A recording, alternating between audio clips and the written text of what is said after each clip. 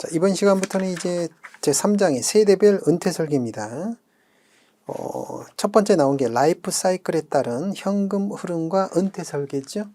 라이프 사이클이 있다는 거예요. 사람이 태어나고 그다음에 청년기를 지나서 자란 다음에 이제 굉장히 어려운 결정을 하게 되죠. 결혼을 하게 되고요. 가족이 형성이 됩니다. 그다음에 이제 자녀가 태어나게 되면 양육을 해야 되겠죠. 혼자 안 크더라고요. 엄청나게 도움과 시스템을 통해서 교육을 시켜줘야 돼요. 그러면 이제 이 자녀가 또 출가를 하게 되고, 그렇게 되면 이제 본인이 은퇴를 하게 되고, 그 다음에 이제 마지막 마무리를 하게 되겠죠. 자, 이런 것들이 이제 라이프 사이클이라는 거죠.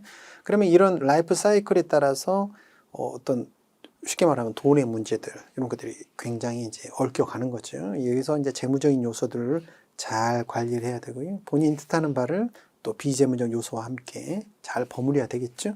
자, 그래서 이 라이프 사이클에 따른 현금 흐름, 그리고 이와 연결되는 은퇴 설계를 잘 마무리해야 되겠죠. 자, 그러려면 일단 라이프 사이클이라는 개념부터 잡아야 되겠죠. 자, 그래서 양가로 1번에 동그라미 1번 라이프 사이클의 개념 보시겠습니다.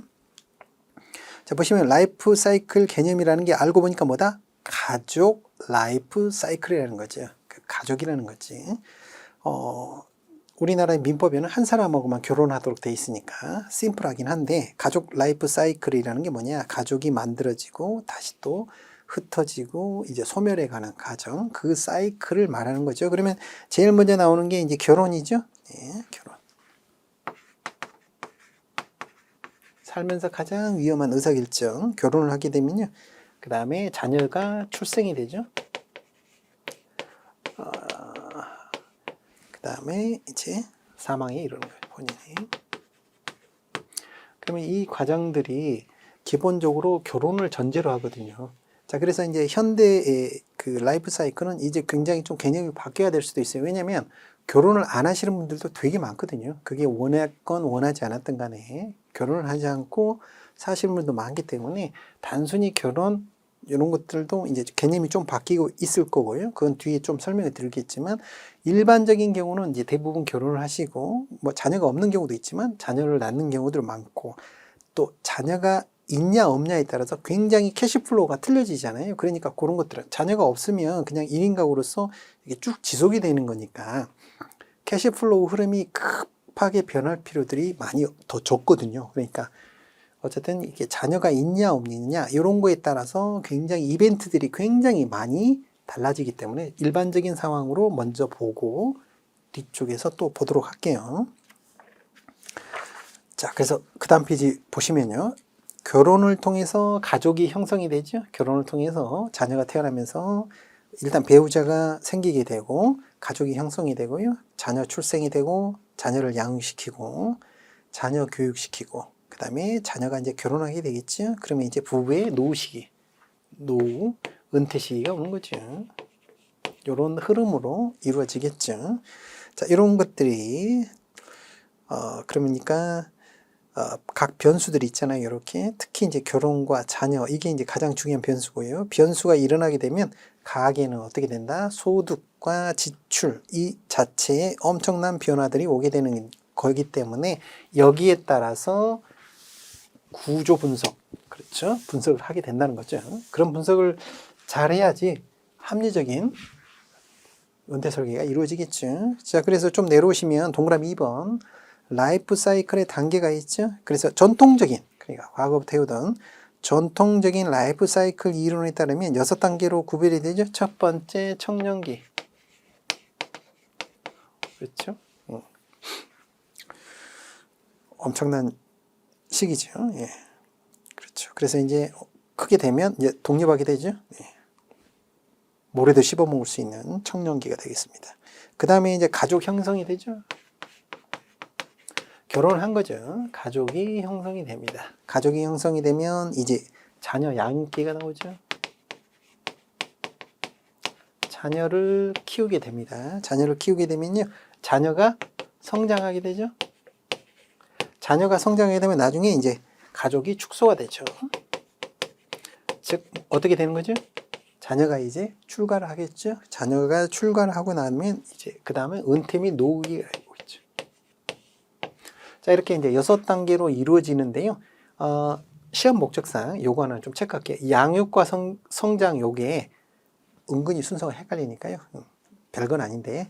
그러니까 자녀 양육 태어나면 키우고요. 그 다음에 자녀 성장이 있다는 거예요. 요 순서가 좀 바뀌지 않도록 나머지 뭐 어려울 거 없으니까 요거 좀 체크를 해 주시고요. 자, 요런 전통적인 라이프 사이클을 이루어진다는 거죠. 자, 여기에 따라 분류가 일반적으로 되는데, 자, 다음 페이지 위에 보시면요. 위에서 세 번째 줄 보세요. 자, 이혼, 재혼. 요즘 이제 이혼도 많고 재혼도 많으니까. 그렇죠? 그렇죠? 한 번에 이게 쭉 가는 게 아니라 여기에 위로 갔다가 다시 내려오기도 하고 막 이런단 말이죠. 그리고 이혼이 흠도 아니고 재혼이 뭐 잘못한 것도 아니잖아요.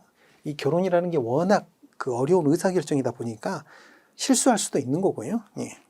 그리고 살다 보면 그럴 수도 있는 거고 사람이니까. 그래서 어쨌든 이혼, 재혼, 독신 등의 이벤트를 포함해서 여러 가지 좀 더 그 단순화시킨 게 현대 라이프 사이클 이론이고요. 그러면 현대 라이프 사이클은 뭐냐? 보시면 단계별 주요 이벤트가 이렇게 나오죠. 성장의 시기, 사회활동의 시기, 노년의 시기. 그러니까 성장의 시기, 그 다음에 사회활동의 시기는 다 묶어서. 왜냐하면 결혼을 안 할 수도 있으니까. 그렇죠? 결혼을 안 할 수도 있기 때문에 그냥 사회활동 시기가 되고 그 다음에 노년의 시기 이렇게. 현대 이벤트는 이걸 꼭 가족으로 자녀가 있다는 그러니까 전통적인 방법이 아니더라도 이렇게 뭉뚱그려서 나올 수도 있겠구나. 그래서 보시면 제일 아래 그림 3-1 보시면 이렇게 이제 표현하는 것들이 요즘에 이제 단순화시킨 라이프 사이클 3단계인 거죠. 이렇게 6단계로 하지 않고 성장의 시기, 사회활동의 시기. 그럼 사회활동 시기 안에 결혼할 수도 있고, 그렇죠? 재혼, 이혼, 심지어는 결혼 안 할 수도 있는 거고요. 그 다음에 노년, 은퇴 시기, 뭐 이렇게 3단계로 구분할 수도 있겠구나. 자, 그 위에 오시면 중간에 이런 말이 있습니다. 뭐 자녀 교육, 결혼 이런 것들 때문에 마지막 이벤트인 노년의 시기에 대한 준비가 소홀해지는 경우가 많게 된다. 그래서 이렇게 자녀가 태어나고 성장하고 결혼시켜서 내보내는 이 과정에 열심히 살다 보면 정작 본인의 은퇴가 문제가 되는 경우들이 굉장히 많죠. 그 중에서도 가장 큰 문제가 뭐예요? 자녀 성장할 때 이 교육비. 거기도 아마 있을 거예요. 자녀 교육 문제가 있죠. 예, 교육비. 그래서 이 교육에 관한 것들이 굉장히 뭐랄까 딜레마라고 해야 될까요? 네, 그렇죠. 가장 어려운 것 같아요. 예, 가장 어려운 것 같아요. 쉽게 말할 수도 없고요. 그렇죠. 이게 이제 제가 어렸을 때는 또 엄청 틀리더라고요. 어쨌든 지나치게 이게 교육에 투자랑 자금을 많이 소유하다 보면 이 본인의 은퇴가 문제가 되는 경우가 많고요. 이 점은 꼭 기억을 하셔야 돼요. 뒤에 이제 뭐 베이비 부모 이야기도 나오겠지만 이게 젊은 세대가 이렇게 쭉 인구 구조가 이렇게 이제 항아리처럼 이렇게 밑에가 줄어들다 보니까 베이비 부모가 쫙 이제 은퇴를 시작하고 있는데요. 이 베이비 부모들을 부양하기 위해서는 엄청난 세금이 들어갑니다. 그러니까 젊은 세대 자체가 숫자 자체가 줄어들고 있기 때문에 그 젊은 세대를 교육을 잘 시켜서 내가 은퇴가 좀 부족하더라도 자식 덕을 보고 살아야 되겠다라고 생각하는 게 큰 오산이라는 거예요. 왜냐하면 자녀가 아마도 세금을 엄청나게 내지 않으면 이 사회가 유지되지 않을 정도로 인구 구조가 이제 안 좋아지고 있거든요. 그러니까 내가 너를 이렇게 교육시켰으니 내가 너 교육시키느라고 준비 좀 부족했어. 너의 도움을 좀 받아야 되겠네. 이 말이 어렵다는 거예요. 왜? 자녀도 힘들 테니까. 세금 많이 내야 되거든요. 그런 생각을 하셔야 돼서 자신의 은퇴 준비를 잘 하지 못하면요. 결국은 자녀한테도 부담이 된다는 거 꼭 생각하시고 해야 됩니다. 다음 페이지 보시면 양가로 2번에 이제 상품들에 관한 문제들. 그렇죠? 결국은 이제 우리가 어떤 구조를 짜 놓게 되면 결국은 이제 상품으로 이야기가 될 거 아니에요. 자, 보시면요. 두 번째 줄. 재무 목표를 정리해 보면 결혼 자금, 자녀 양육, 주택 마련, 자녀 교육비, 결혼 자금, 자녀들의 자, 그다음에 본인의 노후 자금 등등 이런 것들이 이제 어마어마하게 이제 결국은 다 돈의 문제 아니겠습니까? 이런 것들을 어떻게 금융상품으로 결국은 세팅이 돼야 될 텐데요. 자, 그러면 그림 3-2 보시겠습니까? 그림 3-2 보게 되면 여러 가지 이제 금융상품에 대한 예시들이 나와 있죠.